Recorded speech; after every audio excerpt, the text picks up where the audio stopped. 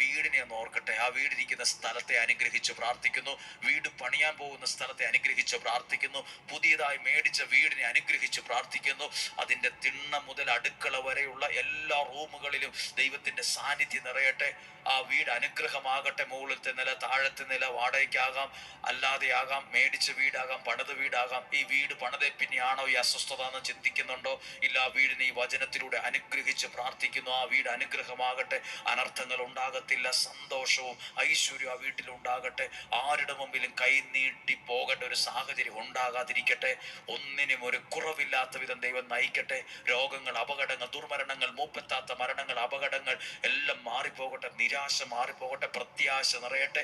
ദീർഘായുസ്സും ആരോഗ്യവും സന്തോഷവും സമാധാനം ഉണ്ടാകട്ടെ. മന്ത്രവാദം, കൂടോത്ര, ക്ഷുദ്രപ്രയോഗം, തിന്മകളുടെ ശക്തികളോട് കൂട്ടുചേർന്ന് ഏതെങ്കിലുമൊക്കെ ദോഷങ്ങൾ നിങ്ങൾക്കെതിരെ, നമുക്കെതിരെ ചെയ്യുന്നവരുണ്ടെങ്കിൽ അവരെ നിർവീര്യമാക്കി പ്രാർത്ഥിക്കുന്ന യേശുവിൻ നാമത്തിന്റെ അധികാരമുള്ള ശക്തിയിൽ നിർവീര്യമാക്കി പ്രാർത്ഥിക്കുന്നു. കർത്താവേ, ഞങ്ങളുടെ ജീവനെ, ജീവിതത്തെ, വീടിനെ, യാത്രയെ, വാഹനത്തെ, അന്തരീക്ഷത്തെ, ആരോഗ്യത്തെ അങ്ങ് വേലി കെട്ടി സൂക്ഷിക്കുന്നതിന് നന്ദി പറയും.